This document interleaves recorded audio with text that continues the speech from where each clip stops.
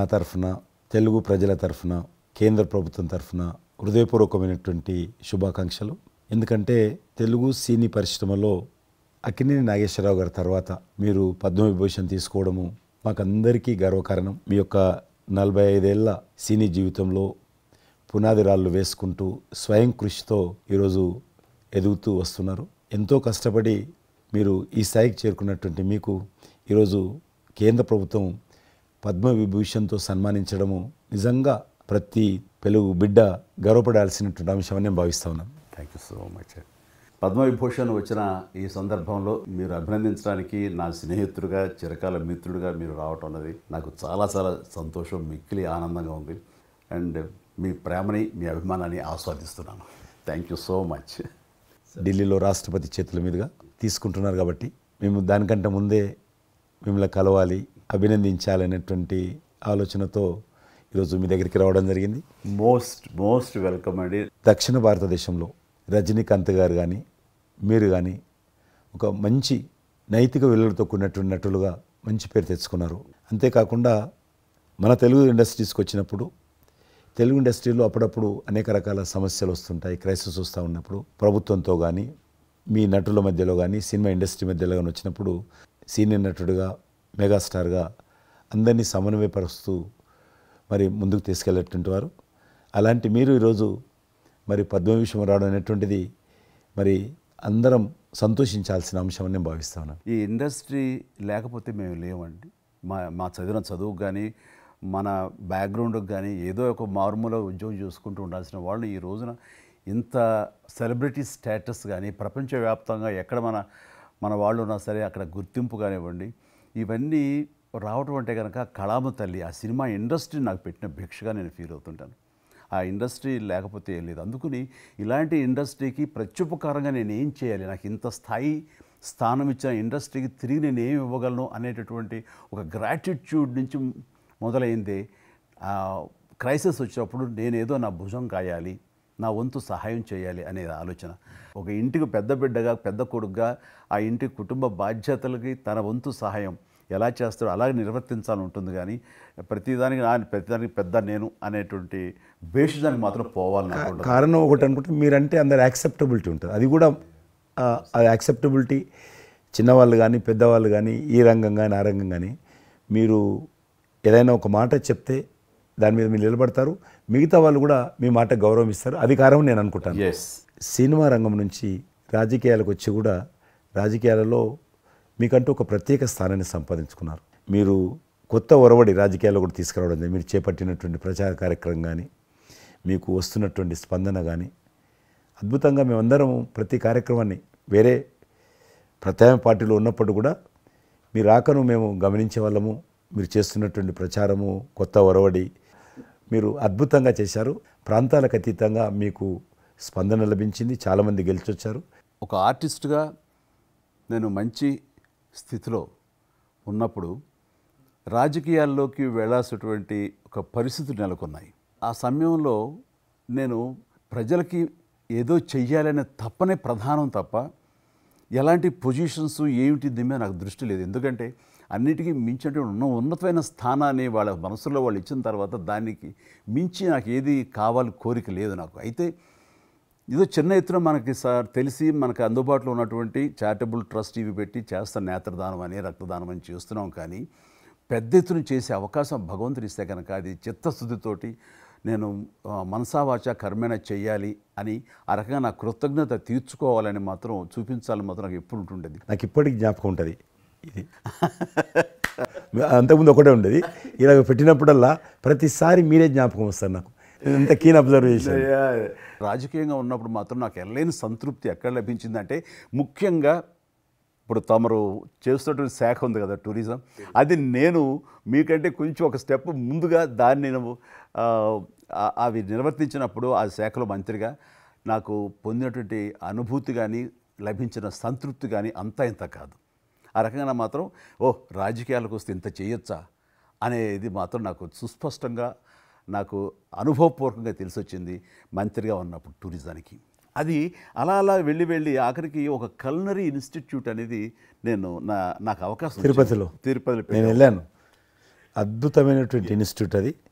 అంటే క్షమించాలి, అది ఇనిషియేట్ చేసి తీసుకురావడం వరకు నేను చేసి ఇంకా నేను ప్లానింగ్ అంతా మీరు ఉన్నప్పుడే జరిగింది. అంతా జరిగింది. రాబట్టడానికి ఎంత కృషి చేశానంటే అంతా ఇంత కాదు, అది మనకు రాకుండా పోయే పరిస్థితులు ఉన్నాయండి. ఆ టైం లోపల ఒక మినిస్టర్నా ఒక సూపర్ స్టార్నా అన్నీ పక్కన పెట్టేసి ఆ ప్లానింగ్ కమిషన్ చైర్మన్ ఉండేవారు మౌంటిగా అహ్లూవాలియా. ఆయన దీన్ని వద్దు, మనకి ఇది వైబుల్ కాదు, ఇది ఫీజిబుల్ కాదు అంటే కనుక కాదని ఆయన గుమ్మందరికి వెళ్ళిపోయి చేతులు కట్టుకుని ఇది ఓకే చేయండి సార్, దీని ఆవశ్యకత అంతా అంత కాదు. ఇండియాలో ఉన్నటువంటి ఎన్ని రకాల స్టేట్స్ ఎన్ని రకాల కల్చర్స్ ఉన్నాయో అన్ని రకాల వంటకాలు ఉండేటటువంటి దేశం మందే. అది నేర్పించే ఒక ఇన్స్టిట్యూషను ఈ రోజున మనకి కావాలి, అదే కల్నరీ ఇన్స్టిట్యూట్. అది మనకు వచ్చింది, దాన్ని మనం నిలబెట్టుకోవాలి. ఇది గొప్ప అవకాశం, ఎంతోమందికి ఉద్యోగం ఇవ్వటమే కాదు మన కల్చర్ని కూడా మనం నిలబెట్టడం అవుతామంటూ ఆయనతో పోరాడి కన్విన్స్ చేసి ఓకే చేసి ఇక్కడ రాష్ట్ర ప్రభుత్వం ఆ రోజున ఉన్నట్టు రాష్ట్ర ప్రభుత్వం ఒప్పించి రేణుగుంటలో 15 ఎకరాల దాకా చేయించి ఇంకా పెట్టేస్తున్నాం, ఇంకా మనం స్టోన్ వేస్తున్నాం ఇక్కడ అని అనుకున్న సమయంలో ఈ రాష్ట్ర విభజన సమయంలో నేను రిజిగ్నేషన్ టెండర్ చేసి వచ్చింది. అయితే ఫైల్స్ సంతకం అన్నీ అయిపోయినాయి. దాని తర్వాత ఇమ్మీడియట్గా వచ్చిన కేంద్ర ప్రభుత్వంగా మీరు దాన్ని ఇంప్లిమెంట్ చేసి ఈరోజు రేణుగుంటలో అది మీరు చాలా అద్భుతంగా ఉన్నదండి. ఇంకా దాన్ని ఈ మధ్యలోనే 2 రోజుల క్రితం ఈ మధ్య నేను మా సెక్రటరీని పంపించాను. మళ్ళీ దాన్ని ఇంకా రిక్రూట్మెంట్ కానీ ఇంకా రీడెవలప్మెంట్ కానీ ఇంకా ఏ రకంగా డెవలప్. ఇప్పుడు ఆల్రెడీ మేము ఎస్వి యూనివర్సిటీతో టైప్ చేసుకుంటున్నాము, టీటీడీ వాళ్ళతో టైప్ చేసుకుంటున్నాము, కొన్ని స్టార్ హోటల్స్తో టైప్ చేసుకుంటున్నాము. ఆ రకంగా ఇంకా మీరు ఏదైతే ఆలోచన ఉండనో మీ ఆలోచన ప్రకారం దాన్ని ముందుకు తీసుకెళ్తాం ముందుకు తీసుకెళ్తాం. మీరు రాజకీయాలు ఉన్నా సినిమా రంగంలో ఉన్నా కూడా కల్మషం లేనటువంటి వ్యక్తి అని నేను భావిస్తాను. ఎవరిని పల్లెత్తు మాట అన్నారు, ఇంట్లో అన్నారు అనుకుంటే బయట అన్నారు అనుకుంటాను. పార్టీ పెట్టినప్పుడు కూడా ఎవరన్నా అక్కడక్కడ రాజకీయంగా అన్నా కానీ మీరు వ్యక్తిగతంగా అందరూ గౌరవిస్తారు ఈరోజు ఏ పార్టీలు ఉన్నప్పుడు కూడా. నేను అది ముందస్తుగా చూసింది మీలో కిషన్ రెడ్డి గారు. మిమ్మల్ని మనస్ఫూర్తిగా చెప్తున్నాను, అసెంబ్లీలోకి నేను అడుగుపెట్టినప్పుడు నేను కొత్తవాడిని. నా వెనకాల ఆల్రెడీ ఒకసారి ఎమ్మెల్యేగా చేసి రెండోసారి ఎమ్మెల్యేగా ఉన్న కిషన్ రెడ్డి గారు నా పక్క సీట్లో ఉండేవారు. ఇటు పక్క ఇంకొకరు జయప్రకాష్ నారాయణ గారు, ఆయన ఇటు పక్క చంద్రబాబు నాయుడు గారు, మరో పక్కేమో వైఎస్ఆర్ అందరూ ఉండేవాళ్ళు. వీళ్ళందరూ మాట్లాడుతుంటే వీళ్ళందరూ రాజకీయ ఉద్దండులు మాట్లాడుతుంటే అందరిని చూస్తుండేవాడిని. అక్కడ నాకు వచ్చిన షాక్ ఏంటంటే ఫస్ట్ ఒకళ్ళు దుయ్యబెట్టుకుంటూ తిట్టుకుంటూ అసలు దుర్భాషలు ఆడుకుంటూ కొట్లాడుకునే పరిస్థితి వస్తూ ఇక ఫినిష్ అయిపోయింది, ఇక ఒకళ్ళొకళ్ళు మాట్లాడుకోరు, ఇంకా వీళ్ళు దీర్ఘకాల శత్రువులు వీళ్ళు ఇంకా అనే ఫీలింగ్ వచ్చింది. ఇలా ఉంటుందా అనేది. బట్ దానికి విరుద్ధంగా నేను అసెంబ్లీ అయిపోగానే కారులో నడుచుకెళ్తుంటే ఎవరైతే ఇద్దరు తిట్టుకున్నారో ఒకరొకరు దూషించుకున్నారో వాళ్ళు భుజమే చేసుకుని ఏంది భయ్యా నువ్వు అలా అన్నా, నువ్వు అనలేదు భయ్యా, అరే నా నాయకుడు చూస్తున్నాడు అనకపోతే బాగుండదని ఇట్లా అంటుంటే నాకు షాక్ తిన్నాను. చాలా ఆశ్చర్యపోయేవాడిని, ఇదే ఇలా ఉంటుందా. మీ సినిమా ఫీల్డ్ కంటే ఎక్కువ నటులు ఉంటారు, మీ సినిమా ఫీల్డ్ కంటే ఎక్కువ నటులు రాజకీయాల్లో ఉంటారేమో అలా అనిపిస్తుంది నాకు. అక్కడ అలాంటి పరిస్థితుల్లో ఒక నిబద్ధతతోటి ఇష్యూ బేస్డ్గా మాట్లాడుతూ తను అనుకున్నవి నిర్దిష్టంగా చెప్పగలిగేటటువంటి నాయకుల్లో మిమ్మల్ని అబ్జర్వ్ చేశాను. మీరు ఎక్కడ ఎవరిని దుర్భాషలాటం నేను చూడలేదు, ఎవరిని పౌరుషంగా మాట్లాడటం చూడలేదు, ఎవరిని ఎద్దేవా చేయడం రెడిక్యూల్ చేయడం నేను చూడలేదు. మీరు ఎంతసేపు ఇష్యూ బేస్డ్గా మాట్లాడేవాళ్ళు, స్ట్రాంగ్ వాయిస్ చేసుకుని మీరు అనుకున్నది అది ఎంత కరెక్టు, ఎలా అన్యాయం జరుగుతుంది అని ఆ ప్రజలకి మద్దతుగా ప్రజల తరపున నిలబడి మాట్లాడిన నాయకుడుగానే మిమ్మల్ని చూశాను. నేను ఇప్పటికీ అలాగనే ఉన్నాను. అవును, మా పార్టీలో ఉన్న కొంతమంది కానీ బయట ఉన్నటువంటి వాళ్ళు కానీ కొంత మీడియా విలేకరులు కానీ నువ్వు ఆ రకంగా మెత్తగుంటే లాభం లేదు, ఇప్పుడు రాజకీయాలలో నువ్వు కూడా పరిశ్రమంగా మాట్లాడాలి, వ్యక్తులను చాలా గట్టిగా మాట్లాడాలి అంటారు. కానీ నేను అదే అంటాను, నేను ఇప్పుడు మారలేను, నాకు అవసరం కూడా లేదు, నేను ఇలానే ఉంటాను. నేను గతంలో ఏ రకమైనటువంటి వాజ్పేయి గారు, లాల్ కృష్ణ అద్వానీ గారు, మా తెలంగాణలో మా వి రామారావు గారు, వెంకయ్యనాయుడు గారు, దత్తాత్రేయ, ఇదంతా నాకు నేర్పారు వాళ్ళు. నేను చిన్నగా ఉన్నప్పుడు నా చేయి పట్టుకొని నడిపారు వాళ్ళు. కాబట్టి నేను ఏ రోజు కూడా చిన్న పొరపాటు చేయకూడదనేటువంటి దాంట్లో ఉన్నాను. నేను ఎప్పుడన్నా రాస్తారోకో చేసేవాళ్ళం. రాస్తారోకే మాకు వి రామారావు గారిని సిక్కిం గవర్నర్ ఉండే ఎమ్మెల్సీ, ఆయన వెంటనే ఫోన్ చేసేవాడు. నువ్వు ఎక్కడన్నా పోతున్నప్పుడు ఎవరైనా రాస్తారోకే చేస్తే ఒక 2-3 గంటలు ట్రాఫిక్ జామ్ అయితే నీకెంత బాధ అవుతుంది. కాబట్టి నువ్వు రాజకీయ నాయకుడు అయినంత మాత్రాన రోడ్డు ఆపేసి ప్రజలను ఇబ్బంది పెడితే ప్రజలకు మేలు చేయాలనుకుంటున్నావా, ప్రజలు ఇబ్బంది పెట్టాలనుకుంటున్నావా, ఈ రకంగా ప్రశ్నించేవాడు. నేను ఎవరైనా ముఖ్యమంత్రులది దిష్టిబొమ్మ తగలబెడితే ముఖ్యమంత్రి తగలబెట్టొద్దు, కావాలంటే గవర్నమెంట్ తగలబెట్టు, వ్యక్తి ఆ రకం చిన్న చిన్న విషయాలు నాకు ఫ్యాంటాస్టిక్ సార్. ఈ రోజుల్లో ఎంతమంది ఇలా ఆలోచించే నాయకులు ఉన్నారు, ఎంతమంది స్టేట్స్మెన్లు ఈ రకమైన సలహా ఆ తర్వాత వచ్చే యంగ్ నాయకులకి సలహా ఇచ్చేవాళ్ళు ఉన్నారు. అవన్నీ కరువడిపోతున్నాయి. ఇవన్నీ కూడా చరిత్రలో జరిగేవంట అనే స్థితిలాగా ఉంది మీలాంటి వాళ్ళు లేకపోతే కనుక. ఈరోజు మనము స్వాతంత్రం వచ్చి 75 సంవత్సరాలైంది. ఈ 75 సంవత్సరాల్లో మనం అనేక రకాలుగా అభివృద్ధి చేసుకున్నాము, ప్రాజెక్టులు కట్టుకున్నాము, ముందుకెళ్ళాము, కొంత మెరుగైనటువంటి పరిస్థితి వచ్చింది. కానీ మన తర్వాత వచ్చినటువంటి స్వాతంత్రం వచ్చినటువంటి దేశాలు కూడా డెవలప్డ్ కంట్రీగా ఎమర్జ్ అయినాయి. మనం ఇంకా డెవలపింగ్ కంట్రీ, అభివృద్ధి చెందిన దేశంగా ఎదగలేదు. కానీ దురదృష్టం ఏంటంటే మనకు టార్గెట్ పెట్టుకోలే, ఎప్పటి లోపల మనం లక్ష్యం చేరుకుందాం అనేది ఎక్కడ కూడా పెట్టుకోలేదు. ఇంకో 75 సంవత్సరాల తర్వాత ఇట్లనే ఉన్నాం అనుకో, ఇంకో 75 సంవత్సరాల తర్వాత కూడా వెనక తిరిగి చూస్తే మనం డెవలపింగ్ కంట్రీగా ఎమర్జ్ కాము. అందుకే ఈ మధ్యలో మన కేంద్ర ప్రభుత్వము ఒక టార్గెట్ పెట్టుకుంది. ఇప్పుడు కమింగ్ 25 years ప్రపంచంలో అత్యధికమైనటువంటి యూత్ పాపులేషన్ ఇండియాలో ఉంటుంది.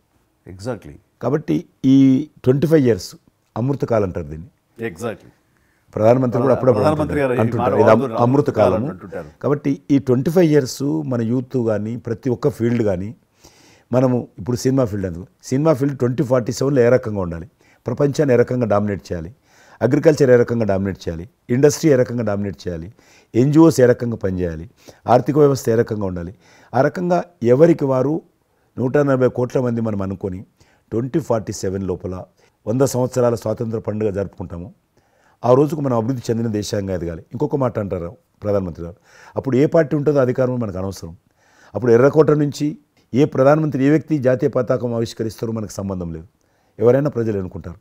కానీ ఆ రోజుకు మన దేశం ప్రపంచంలో డెవలప్డ్ కంట్రీ స్థాయికి ఎదిగి 3, 4, 5 ఉంటే అట్లో మన దేశం ఉండాలనేది అని ఈరోజు మనం అందరం ఒక లక్ష్యంగా పెట్టుకొని ముందుకెళ్తే యూత్ ఏదైతే అంటున్నారో మీరు, ఆ యూత్ కూడా మరి వాళ్ళ జీవితం సాఫల్యం చెందినట్టు అవుతుంది. ఇప్పుడు డెవలప్డ్ కంట్రీస్లో మనది ఆర్థికంగా చూసుకుంటే కనుక ఆర్థిక వ్యవస్థగా మనది 5వ కంట్రీగా డెవలప్ అయింది. లార్జెస్ట్ ఎకానమీ ఈ మధ్య కాలంలో, ఈ మధ్య సంవత్సరాల్లో, ఒక దశాబ్ద కాలం లోపల. ఇప్పుడు వచ్చే 5 సంవత్సరాల్లో మనం థర్డ్ ప్లేస్ చేరుతాం. ఇప్పుడు యూకే లాంటి మనల్ని పరిపాలించి మన ఆక్రమించుకొని పరిపాలించినటువంటి బ్రిటన్ కూడా వెనకకి నెట్టేసి 5వ స్థానానికి వచ్చేసి వచ్చేటువంటి 5 సంవత్సరాల్లో ఖచ్చితంగా మనం 3వ స్థానంలోకి లార్జెస్ట్ ఎకానమీ కంట్రీగా మనం ఎమర్జ్ అవుతాం. 100%. అవన్నీ ఇప్పుడు జరుగుతున్నటువంటి ఈ యొక్క డెవలప్మెంట్స్, ఈ ఆర్థిక సంస్కరణలు ఇవన్నీ చూస్తుంటే ఖచ్చితంగా ఆ రోజు ఎంతో దూరం లేదు మీరు చెప్పినట్టుగా. మీ తెలిసి మధ్యలో G20 సమావేశాలు నిర్వహించినప్పుడు నేను మీతోటే మాట్లాడాను. శ్రీనగర్ అంటే ఎట్లా ఉండని పరిస్థితి తెలుసు. ఈ టూరిజం మినిస్ట్రీకి 4 మీటింగ్లు అవుతాయి. ఒక మీటింగ్ అక్కడ పెట్టాలని నిర్ణయించుకున్నప్పుడు ప్రధానమంత్రి అన్నారు, సినిమా ఫీల్డ్ మీద చర్చించండి, ఎందుకంటే సినిమా ఫీల్డ్ ఎక్కువగా షూటింగ్లు చేసేవాళ్ళు. మేము చిన్నగా ఉన్నప్పుడు జమ్మూ కాశ్మీర్ వెళ్ళలేదు ఎవరం కూడా, కానీ దేశంలో ఉన్నటువంటి కోట్లాది మంది కాశ్మీర్ అందాలను చూశారు సినిమాల కారణంగా. ఎవరు పోలేదు అక్కడికి, కానీ చూశారు. కాబట్టి ఆ సినిమా ఫీల్డ్కి సంబంధించినటువంటి సెషన్ పెట్టాలి మీరని చెప్పి ప్రధానమంత్రి గారు చెప్పి ఆయన ఆదేశించిన తర్వాత ఈ సినిమా ఫీల్డ్కి సంబంధించి అన్ని దేశాలకు సంబంధించినటువంటి ప్రముఖులందరినీ కూడా ఆహ్వానించాం. అప్పుడు మేము మీటింగ్ పెట్టాలంటే పాకిస్తాన్ అన్ని దేశాలకు లెటర్స్ రాసింది, చైనా లెటర్స్ రాసింది, టెర్రరిస్ట్ ఆర్గనైజేషన్స్ అన్నీ కూడా హెచ్చరించాయి. జమ్మూ కాశ్మీర్కి వస్తే, Kashmir is a disputed place అది, కాబట్టి ఎవరు రావద్దు, వస్తే మాత్రము ఏమైనా అవుతే మాకు సంబంధం లేదని పాకిస్తాన్ కూడా అందరూ హెచ్చరించారు. బట్ ప్రైమ్ మినిస్టర్ చెప్పాడు, ఎట్టి పరిస్థితుల్లో మీటింగ్ పెట్టి తీరాలి, నువ్వు నాకు అనవసరం, నీకేం కావాలో నేను అన్ని ఏర్పాటు చేస్తాను. ఆ తర్వాత నేను మీతో మాట్లాడి ఆ రోజు అప్పుడే కాశ్మీరు అనగానే మీరు కాశ్మీరు లోయల్లో కన్యాకుమారి ఇలాంటి సాంగ్స్ ఎన్నో మాకు గుర్తుకొచ్చినాయి. అలాంటిది మళ్ళీ మీరు మీ పార్టిసిపేషను ఉంటే బాగుంటుంది అనుకున్నప్పుడు ఆ టైంలో నేను రాలేని పరిస్థితిలో రామ్ చరణ్ వస్తే బాగుంటుంది, అతను RRR సినిమా ఆస్కార్ అవార్డు తోటి తను మంచి ఆస్కార్ అవార్డు వచ్చింది, బాగుంటుంది ప్రధానమంత్రి గారు చెప్పాను. అప్పుడు అందరూ ఫారినర్స్ డెలిగేట్స్ అందరూ కూడా ఏ సినిమా సాంగ్ అది నాటు సినిమా డాన్స్ చేశారు అక్కడ, డాన్స్ చేశారు. ఎవరు మన కొరియన్ మినిస్టర్.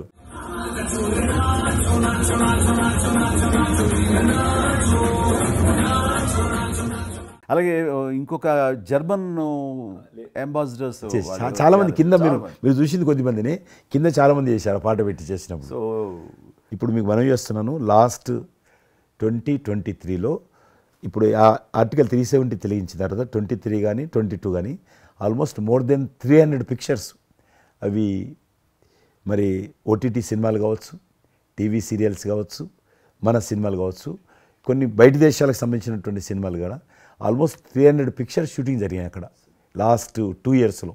మళ్ళీ తిరిగి మీ ప్రభావంతో ఆయన నరేంద్ర మోడీ గారి చొరవతోటి ఇలాగా G20 కల్చర్ ముఖ్యంగా టూరిజం సంబంధించి సినిమాలను ఎంకరేజ్ చేస్తూ మీరు తీసుకున్న చొరవ, అందులో రామ్ చరణ్కి మీరు ఇచ్చేటువంటి ప్రాధాన్యత ఇవన్నీ కలిపినప్పుడు ఫస్ట్ నా వైఫ్ తన ఫ్రెండ్స్ తోటి ఎక్కడికి వెళదాం ఈ హాలిడే అంటే వాళ్ళ ఫ్రెండ్స్ అందరూ కలిపి కాశ్మీర్కి వెళ్ళారు.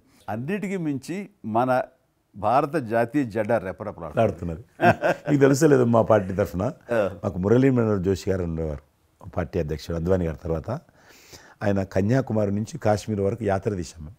ఏంటో తెలుసా డిమాండ్, అక్కడ శ్రీనగర్లో జాతీయ పతాకం ఎగరడం, దానికోసం ఉద్యమం చూడండి, ఒక జెండా ఎగరడం కోసం. ఆడికి మిలిటరీ మధ్యలో పోలీస్ ఫైరింగ్ల మధ్యలో ఒక జెండా మేము జమ్మూ కాశ్మీర్ కానీ ఆపేశారు మమ్మల్ని. అక్కడ నుంచి విమానం మిలిటరీ విమానంలో తీసుకుపోయి ఆయన ఒక్కరిని అక్కడ జెండా ఎగిరినట్టు చేసి మళ్ళీ తీసుకొచ్చారు. దల్ లేక్ అని ఉంది అక్కడ, ఉన్నది కదా. మొన్న 15th ఆగస్ట్, ఇంతకుముందు 15th ఆగస్ట్ ఏదైతే మనము 70 సంవత్సరాల పండుగ జరుపుకున్నాము, 50,000 మంది అమ్మాయిలు అబ్బాయిలు స్కూల్ పిల్లలు అందరూ చేతులలో 3 రంగుల పతాకాలు పట్టుకొని దల్ లేక్ చుట్టూ ఊరేగింపు చేశారు. అది మార్పు.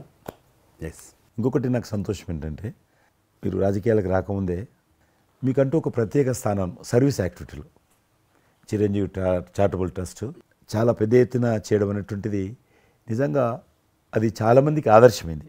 మిమ్మల్ని చూసిన తర్వాత చిరంజీవి గారు పెట్టిన అంత పెద్ద నటు పెట్టడం మనం చేయకూడదని వాళ్ళ స్థాయిలో పెట్టినటువంటి చాలా సంస్థలు మీ నుంచి స్ఫూర్తి తీసుకొని పెట్టారనేది నాకు తెలిసిన వాళ్ళు కూడా చాలామంది చెప్పారు.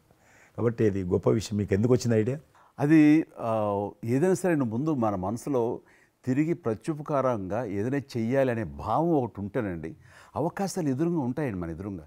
అలా చూసినప్పుడు ఆ టైంలో రక్తం దొరకక చనిపోయే వాళ్ళు చాలామంది ఉన్నారు. అది గర్భస్రావంతో, డెలివరీ సమయంలో, యాక్సిడెంట్ సమయంలో కొంతమంది క్షతగాతులు, అట్లాగా లుకేమియా కానివ్వండి, క్యాన్సర్ కానివ్వండి, ఇలాంటివి తలసేమియా కానివ్వండి, ఇలాంటి చాలామంది ఉన్నారు. ఇంతమంది జనాభా ఉన్న ఈ దేశంలో రక్తం ఇచ్చేవాళ్ళు లేకుండా పోయారు. ఎందుకంటే రక్తం అనేది ల్యాబుల్లో తయారు చేసేది కాదు, ఒక మనిషి మరొక మనిషికి దానం ఇస్తేనే జరిగేది.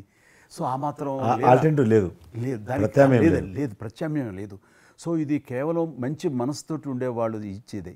వాళ్ళని మోటివేట్ చేయాలంటూ నేను ఏం చేస్తానంటే, నా ఫ్యాన్స్ని ఫస్ట్ మోటివేట్ చేద్దామని దీని ఆవశ్యకత చెప్పడం కోసంగా షార్ట్ ఫిల్మ్స్ కానివ్వండి, ఎక్కడ పెడితే అక్కడ నేను ఇవ్వటం మొదలుపెట్టేసరికి ఈ రోజున రక్తం ఇవ్వటం కోసంగా ముమ్మరంగా ముందుకు రాగలుగుతున్నారు అంటే దాన్ని ఇనిషియేట్ చేసింది, దానికి ముందస్తుగా దాన్ని మోటివేట్ చేసింది నేను అని చెప్పుకోవడానికి నాకు గొప్ప విషయం అండి. కానీ మీరు ఒక ఉద్యమంలాగా తయారు చేశారు దాన్ని, ఒక మూమెంట్ లాగా తయారు చేసి మిషన్కి hats off to my fans and motivate అయిన ధర్మాత్ములు, మంచి మనసు ఉన్న వాళ్ళు ఎంతోమంది ముందుకు వచ్చారు. వాళ్ళందరికీ కూడా ఈ సందర్భంగా చేతులెత్తి నమస్కరిస్తాను. ఇక్కడ మీ గురించి నేను ఇంకోటి విన్నాను, మీరు ఏదైతే నా సేవా కార్యక్రమాల గురించి మీరు ప్రస్తావించారో అదే సమయంలో నేను కోవిడ్లో కూడా నేను కొంచెం యాక్టివ్గా ఉండి మా కార్మికులకి సంబంధించి 3 నెలల పాటు 4 నెలల పాటు నా మిత్రుల సహకారంతో నేను కొంత అమౌంట్ తోటి సినిమా ఫీల్డ్లో పనిచేస్తున్నటువంటి దాదాపు ఆఫీస్ బాయ్ నుంచి మొదలు పెడితే టెక్నీషియన్స్ వరకు కూడా మీరు చాలా పెద్ద ఎత్తున 4,000 మందికి నేను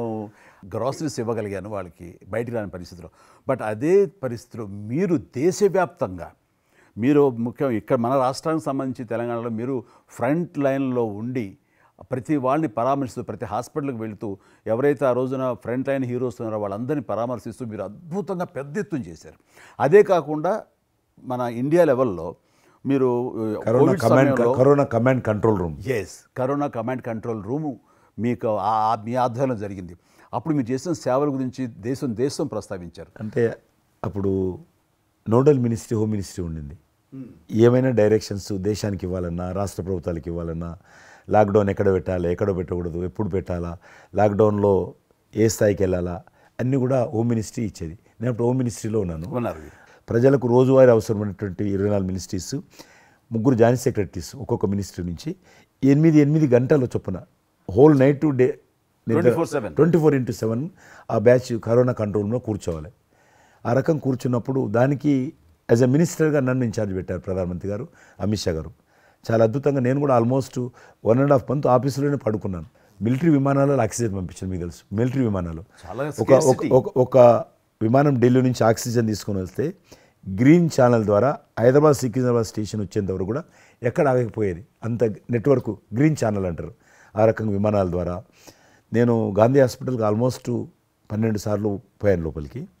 ఎవరైతే వెంటిలేటర్ మీద పేషెంట్స్ ఉంటారో నేను బుక్ ఒకటి ప్రింట్ చేశాను. వెంటిలేటర్ మీద పేషెంట్ దగ్గరికి వెళ్ళి దగ్గరగా మాట్లాడాను.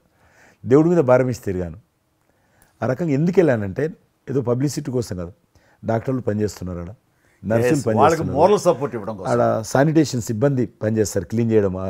వాళ్ళు పనిచేస్తున్నప్పుడు మనం వాళ్ళని గాలికి వదిలేసి మీరు పని చేయండి, మేము రాజకీయ నాయకులము, మేము ఇళ్ళల్లో ఉంటాము, మేము రాము అని కూడా దాన్ని బట్టి నేను లోకల్గా ప్రజాప్రతినిధిని, ఎంపీని అని చెప్పి మా ఇంట్లో భయపడుతున్నా, అందరూ భయపడుతున్నా. ప్రెస్ వాళ్ళందరూ వచ్చేవాళ్ళు. ప్రెస్ వాళ్ళందరినీ గేట్ కాడ బయట మెయిన్ గేట్ కాడ ఆపాడు. ఇక నేను పోయేవాడిని, మొత్తం చూసేవాడిని. ఆ సూపరింటెండెంట్ కూడా నాతో పాటు లోపలికి వచ్చేవాడు ధైర్యం చేసి నేను వెళ్ళినప్పుడు. ఆ రకంగా పూజారులు ఉంటారు దేవాలయాలలో. పూజారులు కూడా చాలా పేదవాళ్ళు ఉంటారు, మీకు తెలుసు. వాళ్ళకు దేవాలయాన్ని క్లోజ్ అయినాయి కదా. ఆ టైంలో పూజారులు అందరికీ గ్రాసరీస్ పంపించడము, మీలాంటి వాళ్ళ దగ్గర పెద్దవాళ్ళ దగ్గర సాయం తీసుకొని మా కార్యకర్తలకు పంపించడము, పోలీస్ స్టేషన్లో పోలీసుకు పంపించడము, హోంగార్డ్స్ పంపించడము. ఈ రకంగా నేను కూడా కొద్దిగా గొప్ప చేశాను. ఇక్కడ మా వాళ్ళతోటి కలిసి నా కాన్స్టిట్యున్సీ చూసి ఈవెన్ నా పార్టీలో ఉన్నటువంటి నాకు పనిచేసినటువంటి పేద కుటుంబాల కార్యకర్తలకు కూడా గ్రాసరీస్ పంపించాను నేను. ఆ రకంగా కూడా వర్కౌట్ చేశాను. మీ కుటుంబంలో కూడా చాలామంది మీకు బంధువులు సినిమాలు వచ్చారు. అందులో ఇద్దరు ప్రముఖంగా మీ అబ్బాయి చరణ్ గారు కావచ్చు, మీ సోదరుడు పవన్ కళ్యాణ్ గారు కావచ్చు. వాళ్ళిద్దరిట్లో మీకు నచ్చిన సినిమా ఏముంటుంది? పవన్ కళ్యాణ్ సినిమాల్లో నాకు తొలి ప్రేమ ఒకటి చాలా ఇష్టం, బద్రీ ఇష్టం, అలాగే జల్సా అనే ఇంకో సినిమా, అత్తారెడ్డి దారేదైతే చాలా నేను చూశాను. అది అవి తను చేసినవి సినిమాలైనా అన్నీ కూడాను అద్భుతమైన సినిమాలు, 1-2 తప్ప. అండ్ చరణ్ రెండో సినిమా మగధీర నభూత నా భవిష్యత్. మీరు అసెంబ్లీలో నాకు వచ్చి చెప్పారు, ఏది మగధీర రిలీజ్ అయిన రోజు ఉన్నారు మీరు, జ్ఞాపకం ఉందో లేదో మీకు? కరెక్టే కదా, మీరు షేర్ చేశారు. చాలా బాగా నడుస్తుంది మా అబ్బాయిది, మంచి అదే టైం సార్ మీరు అసెంబ్లీలో కూడా చెప్పారు మాకు, మామూలుగా మాట్లాడుతున్నారు. మగధీర చాలా అద్భుతంగా వచ్చింది, చిరంజీవి అని మీరు ఎంత సంతోషపడిపోయారో. మీకు రాజకీయంగా మీ తదనంతరం లేదా మీతో పాటు మీ బంధుగణంలో కానీ మీ బంధువులో కానీ మీరు ఎంకరేజ్ చేసిన మీ శిష్య వర్గంలో కానీ ఎవరైనా ఉన్నారా? అంటే నేను మా కుటుంబం నుంచి ఎవరిని ప్రోత్సహించలేను. ఎవరన్నా ఇష్టం ఉంటే వాళ్ళు రావాలి ఫ్యూచర్లో, నేను ప్రోత్సహించలే ఎవరిని కూడా. నాకు పార్టీలో గ్రూప్ అంటూ లేదు, అందరూ పార్టీ కార్యకర్తలందరూ నా గ్రూపే, పార్టీయే నా జెండా. ఆ రకంగా నేను ఎవరిని వ్యక్తిగతంగా నా మనిషిని ప్రోత్సహించుకోవడము, లేకపోతే మా కుటుంబ సభ్యులను ప్రోత్సహించడం అనేటువంటిది, ఎవరైనా రాజకీయాలు అంటే వాళ్ళ స్వేచ్ఛ, మనం బలవంతంగా తీసుకొచ్చి నిలబెట్టాలనేది నేను జనాలు కూడా అనుకోలేదు ఇప్పటివరకు. అయితే ఈ ఫ్యూచర్ ఏమైతే చెప్పలేను ఇప్పటికైతే. మీరు ఒక గ్రూపు, నా కార్యకర్తలు నా గ్రూప్ అని మీరు అంటే నాకు ఒక విజువల్, ఒక ఫోటోగ్రాఫ్ గుర్తుకొస్తుంది. మీరు వైట్ హౌస్ ముందు మీరు కొంతమంది కార్యకర్తలు అలా ఉన్నారు, కానీ వాళ్ళు నిశ్చితంగా చూస్తే నరేంద్ర మోడీ గారు ఉన్నారు ఆ టైం లోపల. మీకు అప్పటి నుంచి కూడా నరేంద్ర మోడీ గారితో సత్సంబంధాలు ఉండేవా? అద్వానీ గారు ప్రెసిడెంట్ ఉన్నప్పుడు 1994లో నేను అప్పుడు యూత్ వింగ్లో పనిచేస్తున్నాను. American council of young political leaders, అది యుఎస్ గవర్నమెంట్ ఏజెన్సీ. వాళ్ళు ఏం చేసేవాళ్ళంటే కొన్ని ముఖ్యమైనటువంటి దేశాల నుంచి అప్పుడప్పుడు యూత్ డెలిగేషన్, పొలిటికల్ పార్టీకి సంబంధించినటువంటి యూత్ డెలిగేషన్, యంగ్ లీడర్స్ అంటారు, యంగ్ లీడర్స్ని పిలిచి మా దేశం ఏ రకంగా అభివృద్ధి చెందుతుందో మీరందరూ చూసి మీరు మీ దేశాల్లో మాకు దేశం గురించి ప్రచారం చేయాలి, వాళ్ళ కాన్సెప్ట్ అది. అద్వానీ గారు ముగ్గురిని సెలెక్ట్ చేశారు. నన్ను హైదరాబాద్ నుంచి, తెలంగాణ ఉమ్మడి రాష్ట్రం ఆంధ్రప్రదేశ్ నుంచి, కర్ణాటక నుంచి అనంత్ కుమార్ అని చనిపోయారు, మినిస్టర్ ఉండేవారు, సివిల్ అవియేషన్ మినిస్టర్ ఉండేవాడు, కల్చర్ మినిస్టర్, ఆయన చనిపోయారు మధ్యలోనే. అక్కడ గుజరాత్లో ఆర్గనీ పార్టీకి సెక్రటరీ ఉండేవాడు నరేంద్ర మోడీ గారు, అప్పుడు మినిస్టర్ కాదు ఇంకా మా ముగ్గురిని సెలెక్ట్ చేసి ఢిల్లీకి పిలిచి ఇట్లా మీరు పార్టీ తరఫున పోవాలి అని చెప్పి, నన్ను కూడా నువ్వు పోవాలన్నప్పుడు నాకు పాస్పోర్ట్ లేదు, నాకు చాలా చిన్న ఏజీ, ఫ్లైట్లో మొదటిసారి పోయినా నేను. తొందర రమ్మంటే మా పార్టీ ఫ్లైట్ టికెట్ ఇస్తే పోయాను. మాట్లాడినాక వారు చెప్పారు మీరు ముగ్గురు అని కూర్చున్నాక ఇంటి ముందోటి కటింగ్ షాప్ ఉంది. నరేంద్ర మోడీ గారి గడ్డ ఉంది, నాకు గడ్డ ఉంది, చిన్నోని మీరు దగ్గర క్లీన్ షేవింగ్ చేసుకురా అన్నాడు. నరేంద్ర మోడీ ఇంటి మా అమ్మ పోయిన క్లీన్ నాకు చూపించాలండి మళ్ళీ వచ్చి. మళ్ళీ పోయి క్లీన్ షేవింగ్ చేసుకొని నరేంద్ర మోడీ గారు మేము ఇద్దరం, ఎందుకనంటే అయినా మీరు పార్టీ రిప్రజెంట్ చేయడం లేదు, మీరు ఇండియాని రిప్రజెంట్ చేస్తున్నారు, టైంకి రావాలా, టైం పోవాలని చెప్పి మమ్మల్ని పంపించిన తర్వాత నరేంద్ర మోడీ గారు మీరు చూడండి ఆ ఫోటోలో ఆయన సంఖ్య బ్యాగ్ ఉంటుంది. ఆ బ్యాగులో పుస్తకము పెన్ ఉంటుంది. మేము రాజులాగా పుస్తకం లేదు, పెన్ లేదు, మేము పోతుంటే అందులో భాగంగానే వైట్ హౌస్ లోపల రానిచ్చేవాళ్ళు చాలా దూరంకి వెళ్ళి, కానీ చూపించేవాళ్ళు బయట ఉండే కొంత అమెరికా ఇది వైట్ హౌస్ అక్కడ కనిపిస్తుంది, అందులో అది ప్రెసిడెంట్ రూము, ఇక్కడ కనిపిస్తుంది కిచెను, ఇది కాన్ఫరెన్స్ హాలు. బయట నుంచి అందరు చెప్పేటోళ్ళు చాలామంది ఉండేవాళ్ళు. అదే నేను చూసి గైడర్స్ టూరిస్ట్ గైడ్స్ ఉంటారు కదా, వాళ్ళు చాలామంది అక్కడ పోతే చెప్పేవాళ్ళు. ఆ రకంగా అక్కడ దిగినటువంటి ఫోటో అది. ఎందుకు రిలీజ్ చేశానంటే ప్రధానమంత్రి గారు అయిన తర్వాత నాకు ఫోన్ చేశాడు, కిషన్ ఏమన్నా మీ దగ్గర ఫోటోలు ఉన్నాయా? ఆయన దగ్గర లేవు పాపం. ఓకే, నాకు ఫోన్ చేశాడు. నేను ఎమ్మెల్యే క్వార్టర్స్లో అవినీతి ఫోటోలు తీసినాక ఇంత కట్ట ఉండే కానీ అన్నీ అంటుకొని ఒకటి మనకు తెలియదు కదా, మొత్తం పాడిపోయినాయి. 8 ఫోటోలు దొరికినాయి. అందులో ఏదో ఒకటి దొరికింది, బోటు థమ్స్అప్ తాగుతూ, అప్పుడు థమ్స్అప్ తాగొద్దని కూడా తెలియదు, ఇది మల్టీనేషనల్ కంపెనీ అటువంటి ఏం లేదు అప్పుడు. బోట్ నడిపిస్తున్న ఫోటో ఇవన్నీ కూడా కొన్ని దొరికితే పంపించాను. ఆయన ఏ వైట్ హౌస్ ముందు అయితే నేను ఫోటో దిగాను గేట్ కాడ, ఈరోజు అదే వైట్ హౌస్ ఆహ్వానం మేరకు వైట్ హౌస్ లోపలికి వెళ్తున్నానని ఆ ఫోటో రిలీజ్ చేశాడు. Excellent experience. ప్రైమ్ మినిస్టర్ ఆ ఫోటో అప్పుడు బయటకు ఆ ఫోటో బయటకు వచ్చింది. ఆ రోజు ప్రైమ్ మినిస్టర్ గారు అయిన తర్వాత అమెరికాకి వెళ్తున్న రోజు రిలీజ్ చేసిన ఫోటో అది. మీరు మాకు ఒక మాట ఇచ్చారు, మీరు మన ఆఫీస్ ఏదైతుందో టూరిజం ఆఫీసు ఢిల్లీలో నేను వస్తాను, మన ఇద్దరం ఒకసారి ఎందామని అన్నారు. కానీ మీ ఒత్తిడి కారణంగా మన ఒత్తిడి కారణంగా జరగలేదు. ఇంకా అది రేపు ఎలక్షన్స్ తర్వాత మళ్ళీ అది చెప్పలేము కాబట్టి అది వస్తాను. అది కాకుండా మీరు నాకు ఇంకా జ్ఞాపకం, ఆఫీస్లో ఉన్నప్పుడు నాకు గర్వం ఫీల్ అవుతాను. ఎందుకంటే మీరు పెట్టిపోయినటువంటి ఫోటోలు, ఇండియాకి సంబంధించినటువంటి టూరిజం డెస్టినేషన్ యొక్క ఫోటోస్ ఏవైతున్నాయో అవి ఇంకా ఆ రకంగానే ఉన్నాయి. నేను అడిగిన ఎవరు పెట్టారంటే చిరంజీవి గారు పెట్టారంటారు. డ్రైవర్ కూడా మీకైతే డ్రైవర్ ఉండను, అతను ఇప్పుడు నా దగ్గర ఉన్నాడు, రణధీర్. మీకు చెప్తుంటారు సార్, మై చిరంజీవి సాబ్ కभी మై సాబ్ డ్రైవర్ మై చలాయితా ఉనకా గాడి ఢిల్లీ మే అది ఆప్కు మే చలా రూమ్ సాప్ అంటాడు. ఇంకా ఉన్నాడు పాపం. చాలా సీనియర్ అండి అతను, చాలా మంచోడు. మన ఉమ్మడి ఆంధ్రప్రదేశ్ ఉన్నప్పుడు మనం ఇండియాలోనే మనమే ఆరోగ్యశ్రీని ప్రారంభించామన్నది నాకు తెలిసినటువంటి వాస్తవం.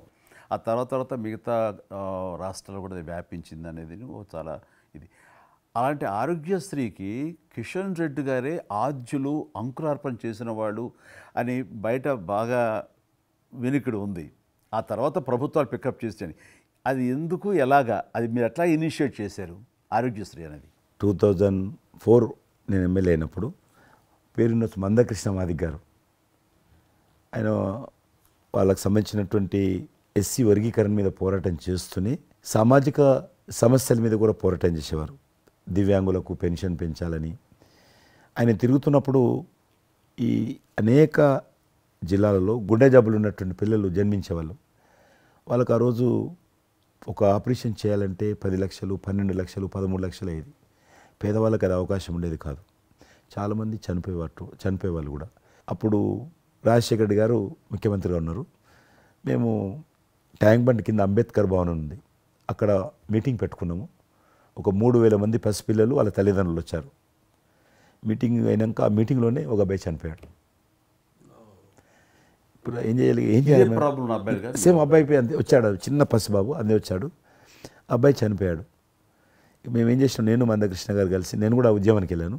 ఆ అబ్బాయి డెడ్ బాడీ పట్టుకొని అంబేద్కర్ ట్యాంక్ బండ్ నుంచి అంబేద్కర్ విగ్రహం దగ్గరకు వచ్చాం. మాతో పాటు ఆ పసిపిల్లలందరినీ తీసుకొచ్చాం, 3000 మంది పసిపిల్లలు. అంబేద్కర్ విగ్రహం ట్యాంక్ బండ్ అంబేద్కర్ విగ్రహం మొత్తం ఆ పిల్లలు వాళ్ళ తల్లిదండ్రులు కూర్చున్నాం, డెడ్ బాడీ పెట్టుకొని కూర్చున్నాం. ఎట్టి పరిస్థితుల్లో రాష్ట్ర ప్రభుత్వము ఈ అందరికీ కూడా ఉచితంగా చిన్నపిల్లలందరూ కూడా ఆపరేషన్ చేయించాలి, ప్రైవేట్ హాస్పిటల్లో కానీ ఎక్కడైనా వాళ్ళ ఇష్టం చేయించాలి, వీళ్ళ ప్రాణాలు కాపాడాలని డిమాండ్ తోటి కూర్చున్నాం. 11 గంటలకు కూర్చున్న తర్వాత రాజశేఖర రెడ్డి గారు దురదృష్టం ఆ రోజు ఢిల్లీకి వెళ్ళిపోయాడు. ఢిల్లీలో ఉన్నాడు. బట్ ఢిల్లీ నుంచే ఫోన్లో మాట్లాడాడు ఆయన. మాట్లాడి నేను తర్వాత ఆలోచిస్తాం, మీరు అట్లా చేయొద్దు, ఎందుకంటే మమ్మల్ని లాఠీ చేయడానికి వీలేదు, పసిపిల్లలు, గుండె జబ్బులు ఉన్న పిల్లలు, మమ్మల్ని నెట్టేయడానికి వీలేదు పోలీసులో కూడా విచిత్రమైన పరిస్థితి, ఆందోళన, ఉద్యమం చేస్తున్నాం మేము, చాలా డెడ్ బాడీ పెట్టుకొని ఉన్నాం, ఏం చేయాలో పోలీసులకు తోచది. ముఖ్యమంత్రి గారు అన్నప్పుడు రాజశేఖర్ గారు మా మెడ మీద కత్తి పెట్టి మీరు ఈ రకంగా దబాయిస్తున్నారు, ఏమని అనుకోండి సార్, మీరు కృష్ణ గారు చాలా గట్టిగా ఉన్నారు, ఏమని అనుకోండి, మీరు ఎట్టి పరిస్థితుల్లో ఇది చేయాలని చెప్పి మేమిద్దరం కదలాలి. రాత్రి ఆల్మోస్ట్ 10 o'clock మళ్ళీ ముఖ్యమంత్రి గారు ఫోన్ చేసి మీరు మాట చెప్పడం కాదు ఆర్డర్ రావాలను. వీళ్ళందరికీ ఫస్ట్ మేము రాష్ట్ర ప్రభుత్వం తరఫున గుండె జబ్బులు ఉన్నటువంటి పిల్లలందరికీ ఎంత డబ్బైనా ఖర్చు అయినా సరే మేము ఆపరేషన్ చేయిస్తానని చెప్పి ఢిల్లీ నుంచి మాట ఇచ్చి ఆర్డర్ తీసి మా చేతులు పెట్టినాక మేము పిల్లలందరినీ తీసుకొని వెళ్ళిపోయినాం. ఫస్ట్ పిల్లలు వాళ్ళ తల్లిదండ్రులు. ఆ తర్వాత మళ్ళీ ముఖ్యమంత్రి గారు వచ్చిన తర్వాత మళ్ళీ మీటింగ్ పిలిచాడు మమ్మల్ని. పిలిచి ఈ రకంగా చేయడం తప్ప, మీరు నన్ను బెదిరించారు, బ్లాక్మెయిల్ చేశారు, ఆర్డర్ చేశారు, ఏమని అనుకోసారి మేము పిల్లల ప్రాణాలు కాపాడడం కోసం చేశాం తప్ప మీకు వ్యతిరేకంగా కాదు, ఇంకొకరు కాదు. అందులో బాబు చనిపోయాడు. తర్వాత ముఖ్యమంత్రి ఆలోచన చేసి డాక్టర్లను పిలిచి ఎట్లా చేద్దాము, అప్పుడు సర్వే చేయించాడు. వాళ్ళు గ్రామ పంచాయతీలో సర్వే చేస్తే 2 లక్షల మంది పిల్లలు ఉన్నారు ఒక్క ఆంధ్రప్రదేశ్లోనే.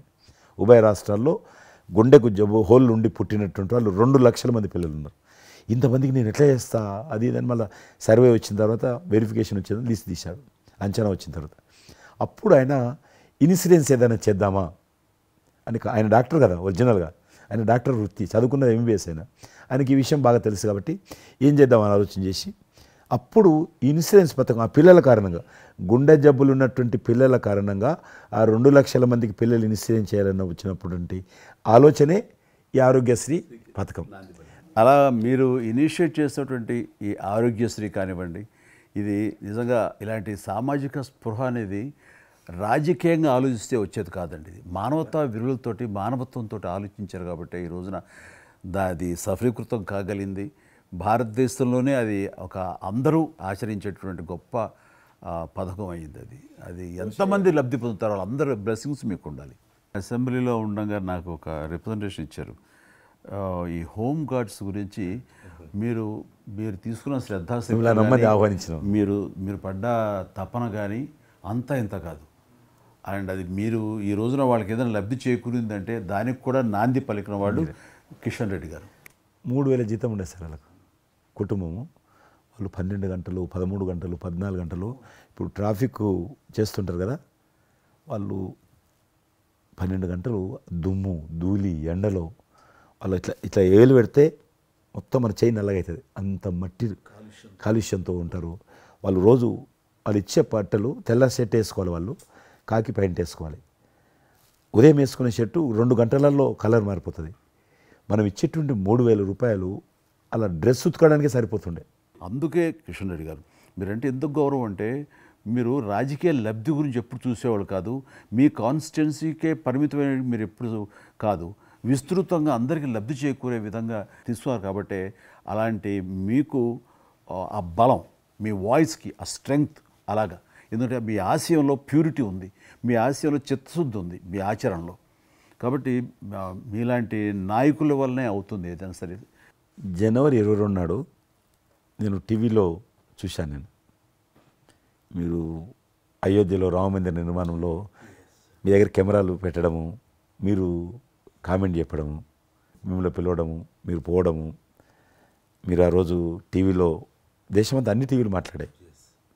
మీకు మీరు ఏ రకంగా ఫీల్ అనిపించింది మీకు? అది హనుమాన్ని ప్రార్థించే ఆయన మా కులదైవంగా చూసిన మాకు రామచంద్రుడు ఆ నామమే మాకు ఒక రకమైన గొప్ప స్ఫూర్తి మాకు. అలాంటి రాముడు మమ్మల్ని ఆహ్వానించినట్టుగా అనిపించిందండి. అది అక్కడ 500 సంవత్సరాలుగా ఎన్నో ఇక్కడ ఉన్నటువంటి ప్రాబ్లం అనేది అది సునాయాసంగా చేయటం అన్నది అది ఆయన వల్లనే అయ్యింది, నరేంద్ర మోడీ గారు తలుచుకోబట్టి అయ్యింది అనేది. అలాంటి దానికి మేము ఆహ్వానించబడటం అనేది అది మేము చేసుకున్న అదృష్టం, పుణ్యం. చాలామంది అందరము భయపడ్డాం ఏమైతే పోతుందో దేశంలో, గొడవలు అయితే మత కళాలు జరుగుతుందేమో. కానీ అదృశ్యం ఏంటంటే ముస్లింలు కూడా చాలామంది Yes. సానుకూలంగా. ఇక్కడ నేను ఒక విషయం చెప్పాలి. నేను రామ మందిరం నుంచి నా హోటల్ ఉంది అక్కడ. ఆ హోటల్కి వెళ్ళడానికి నేను కారు హైర్ చేసుకున్నాను మా ఫ్యామిలీ. అది ముస్లిం డ్రైవర్. సో ఈ రోజున ఇంత కాంట్రవర్షియల్ ఈ ప్లేస్లో ఈ రోజున టెంపుల్ కట్టడంపై మీరందరూ ఎక్కడో కొంత అసంతృప్తితో ఉండుంటారు కదంటే. కాదండి, ఈ రోజు నుంచి మా టెన్షన్ రిలీవ్ అయిపోయింది. కరెక్ట్. మేము చాలా రక్షణతో ఉన్నాం అన్న ఫీలింగ్ ఉంది. ఎంత హిందూ కాన్వర్జేషన్ అండి. ఇక్కడ 144 సెక్షన్ ప్రివేల్ అవుతూ ఏ రోజున ఏం గొడవలు జరుగుతాయి, ఎక్కడి నుంచి ఏ ఘర్షణలు జరుగుతాయి, స్కూల్కి వెళ్ళి మా బిడ్డలు వస్తారా వెళ్తారా అనే టెన్షన్లో ఉండేవాళ్ళం మేమంతా. అండ్ అలాంటి ఘర్షణలో వాళ్ళు ముస్లిమ్సా లేకపోతే హిందూస్ అని ఏం చూడరు కదండి, ఎవరు అందరూ సఫరర్సే. అలాంటి పరిస్థితులు ఇప్పుడు నెలకొన్న సమయంలో ఎలాంటి గొడవలు లేకుండా ముందు ఒక నిర్ణయం తీసేసుకున్నారు. ఎస్, రామ మందిరం కట్టేశారు, అయిపోయింది. ఇక్కడి నుంచి లిఫ్ట్ చేసేసారు 144 సెక్షన్, ఇంకేం లేదు, అన్నీ సజావుగా సాగిపోతాయంటే మాకు సెక్యూర్డ్ ఫీలింగ్ వచ్చింది. మా బిడ్డలకు రక్షణగా ఉంది, మాకు ఇంకేమీ కాదన్న భరోసా వచ్చింది మాకు. వీఆర్ సో హ్యాపీ అని ఒక ముస్లిం సోదరుడు అన్నారు. ఇప్పుడు అదే మీరు ప్రస్తావిస్తున్నారు. ఇప్పుడు చాలామంది ముస్లిమ్స్ వెళ్తున్నారు చూడడానికి, దర్శనం చేసుకోవడానికి. ఒక అమ్మాయి అయితే బాంబే నుంచి నడుచుకుంటూ వచ్చింది, 22nd చేరుకుంది అక్కడ అమ్మాయి. ఓకే, నేను ఉన్నాను వెనకనే ధైర్యాన్ని ఇచ్చేటువంటి మన ప్రధాని గారు, ఈ భారత ప్రభుత్వం ఇవన్నీ కలిపి దోహదపడ్డాయి. అందుకని ఆయన ఒక మాట అన్నారు అయోధ్య టైంలో, మొన్నటిదాకా టెంట్లో రాముడిని చూసాం, ఇంకా రాముడికి ఆ పరిస్థితి లేదు, ఆయన ఒక పర్మనెంట్ స్ట్రక్చర్లో ఉంటాడు అని అన్నప్పుడు అందరూ మంచి రెస్పాన్స్ ఇచ్చారు, బాగా రెస్పాండ్ అయ్యారు. అట్లాగా ఈ రోజున ఆయన తీసుకున్న ప్రతి కార్యక్రమం కూడాను ఒక మత సామరస్యాన్ని సూచిస్తుంది. దానికి నేను ఒక్క విషయం కూడా చెప్తాను, మీరు చెప్పారు కదా, నేను ఎలక్షన్ ప్రచారానికి 2019లో కానీ అంత ముందుగానే వెళ్ళేవాడిని. డిఫరెంట్ రీజన్స్ మా పార్టీకి సంబంధించి కావచ్చు, ఇతరత్ర కావచ్చు. మేము వెళ్తున్నప్పుడు ముస్లిం సమాజాన్ని బస్తీలు కూడా వస్తాయి కొన్ని. మేము ఎంత మైకులు పెట్టుకొని డ్రమ్ కొట్టుకుంటూ పోయినా కూడా ఒక్కరు కూడా బయటకు వచ్చేవాళ్ళు కాదు. ఇప్పుడు పరిస్థితి త్రిపుల్ తలాక్ అని ఒకటి ఉండేది, అది ముస్లింలో ఒక సాంప్రదాయం. అది ఏదైనా భర్త కోపం వచ్చినా 3 సార్లు తలాక్ అంటే ఆడబిడ్డ ఇంటి నుంచి వెళ్ళిపోవాలి. 3 సార్లు అంటే తలాక్ అంటే వెళ్ళిపోవాలి. అయితే దాన్ని మోడీ గారు త్రిపుల్ తలాక్ సిస్టాన్ని చట్టం చేసి ఇది చేయడానికి వీల్లేదు, ముస్లిం మహిళలకు కూడా హక్కులు ఉంటాయి అని చెప్పి ఆయన చేశాడు. అప్పుడు కూడా చాలామంది భయపెట్టించారు, మత కళాలు జరుగుతాయి, అట్లా వేయొద్దు, నువ్వు ముస్లిం పర్సనల్ విషయాల్లో మీరు జోక్యం చేసుకుంటున్నారంటే ఆయన చాలా వివరంగా చెప్పాడు. ఈరోజు నువ్వు ఒక భర్తగా నీ భార్యకు తలాక్ అని ఇచ్చేసి పంపించేస్తున్నావు. రేపు నువ్వు తండ్రి అవుతావు. తండ్రి అయిన తర్వాత కూడా మీ అల్లుడు నీ కూతురుకు తాగని విడాకులు ఇచ్చి పంపిస్తే అప్పుడు నువ్వు ఎంత బాధపడతావు? కాబట్టి ఏ తండ్రి అయినా సరే అట్లా ఉంటుంది. కాబట్టి ఇది ఈ రకమైనటువంటి ఉండకూడదని చెప్పి ఆయన త్రిపుల్ తలాక్ రద్దు చేస్తే, నేను ప్రచారానికి వెళ్తున్నప్పుడు అంతకుముందు బయటకు వచ్చేవాళ్ళు కాదు. ఉదాహరణకు నేను ఇట్లా పోతున్నాను అనుకోని, రోడ్డు రథం మీద నేను పోతుంటే ఇటు సైడ్ నుంచి ఒక ముస్లిం అలా భార్యను కూర్చుని పెట్టుకొని మోటార్ సైకిల్ మీద నడుపుకుంటూ వచ్చేవాడు. ఇప్పుడు ఏం చేస్తున్నంటే భర్తకు చూడకుండా ఎన్నుకున్నటువంటి భార్య పరద లేపి ఇట్లా నాకు ఊపుతున్నచ్చి, ఇది నేనే సాక్ష్యం. అంత మార్పు వచ్చింది. కట్టన్స్ ఓపెన్ చేసి బస్తీలలో ఇండ్ల ముందుకు వెళ్తుంటే ముస్లిం ఆడబిడ్డలు వచ్చి, మాతృమూర్తులు వచ్చి, తల్లులు వచ్చి చేతులు ఊపుతున్నారంటే నిజంగా సంతోషం. అంటే ఆడబిడ్డలో 10 కోట్ల మంది ముస్లిం ఆడబిడ్డలు ఉంటారు ఈ దేశంలో. కానీ అది రావడంతో వాళ్ళకు ధైర్యం వచ్చింది, వ్యతిరేకత లేకుండా, ఏ ప్రొటెస్ట్ లేదు. అదే ఫస్ట్ ఆఫ్ ఆల్ విజయం. కాబట్టి ఈరోజు ఆ రకంగా మీరు చెప్పిన దాన్ని బట్టి వాతావరణం మార్పు వచ్చింది. ఈరోజు మత కళాలు లేవు, కర్ఫ్యూలు లేవు. హైదరాబాద్లో ఎన్ని గొడవలు జరుగుతుండే, ఒక్క గొడవ లేదు ఎక్కడ. బాంబేలో, యూపీలో ఎక్కడ చూసినా మత కళాలు ఉండేది. ఈరోజు ఆల్మోస్ట్ 98% కమ్యూనల్ క్లాసెస్ అయిపోయినాయి. ఎక్కడ కూడా కర్ఫ్యూ అనో లేదు. దేశంలో ఎక్కడో దగ్గర కొన్ని నగరాలలో కర్ఫ్యూ ఉంటుండేది, కొన్ని నగరాల్లో మత కళాలు జరుగుతుండేది. ఎక్కడో ఒక దగ్గర యూపీలోనూ, మధ్యప్రదేశ్లోనూ, మహారాష్ట్రలోనూ, ఇప్పుడు బీహార్లోనూ ఎక్కడ లేదు. ఈవెన్ జమ్మూ కాశ్మీర్ లాంటి రాష్ట్రంలో కూడా 144 సెక్షన్ లేనటువంటి పరిస్థితి ఉన్నది. మీరు వేయించాలంటే అద్భుతంగా ఉంది మాట. అది నరేంద్ర మోడీ గారు చాలా విజనరీగా ఆ రకంగా చేశారు. చాలా సంతోషం కృష్ణరెడ్డి గారు. మీరు నన్ను అభినందించడానికి అవార్డు తీసుకుంటున్న సమయంలో ఆ పురస్కరించుకుని మీరు వచ్చినందుకు, నన్ను అభినందించినందుకు ధన్యవాదాలు తెలియజేస్తూ, మీతో ఇంతసేపు సంభాషించడంలో ఎన్నెన్నో విషయాలు తెలుసుకున్నాను, నాకు అనుభవపూర్వకంగా తెలిసినవి మీతో పంచుకున్నాను. అండ్ మీలాంటి నాయకులు రావాలి, ఉండాలి, మరి ఎంతోమందికి ఇన్స్పిరేషన్గా ఉండాలి. మీ ఆశయాలు, మీ ఆచరణలు, మీ సమస్య పరిష్కార మార్గాలు, అలాగే మీ నాయకుల యొక్క ఆయన ఆశయాలు, ఆయన యొక్క మార్గదర్శకంగా మీ ముందుండి మిమ్మల్ని ముందు నడిపించే విధంగా, తద్వారా అందరూ కలిసి భారతదేశాన్ని మీరు చెప్తున్నట్టుగా అభివృద్ధి చెందిన దేశాల్లో ఒక దేశంగా పెట్టే స్థితికి మనం వెళ్ళాలనే ఆశాభావం మీ అందరితో పాటు నాకు ఉంది. అండ్ మరొకసారి మీకు ధన్యవాదాలు. తప్పకుండా మీరు జీవితంలో ఇంకా మరెన్నో మెట్లెక్కాలి, ఇంకా మీకు మంచి భవిష్యత్తు ఉంది. ఇటు సినిమా రంగానికి సేవ చేయాలి, అటు సమాజంలో కూడా సేవ చేసేటువంటి అనేక రకాల, సమాజం అంటే ఒక రాజకీయాలే కాదు, అనేక రకాలుగా మీరు చేస్తూ ఉన్నారు ఇప్పటికీ. కాబట్టి రేపు భగవంతుడు ఏం చేస్తారు ఎవరి చేతుల్లో లేదు. కాబట్టి మీరు నిండా నూరేళ్ళు ఉండి ఈ దేశానికి, ఈ ప్రజలకు సేవ చేయాలని నేను మనస్ఫూర్తిగా కోరుకుంటూ, మరొకసారి పద్మవిభూషణ్ అందుకుంటున్న సందర్భంగా మీరు నా హృదయపూర్వకమైనటువంటి శుభాకాంక్షలు. Thank you. అలాగే మీకు ఈ ఎన్నికలు విజయవంతం కావాలని మనస్ఫూర్తిగా కోరుకుంటూ, ఖచ్చితంగా మీరు మళ్ళీ ఏ మినిస్ట్రీలో ఉంటారో, ఎక్కడ ఉంటారో అనేది నాకు మన చేతుల్లో లేదు. తెలుస్తుంది. అండ్ వచ్చి మిమ్మల్ని అలా కలుస్తాను, నేర్చిన మాట ప్రకారం. ఆల్ ద వెరీ బెస్ట్ అండి. Good luck.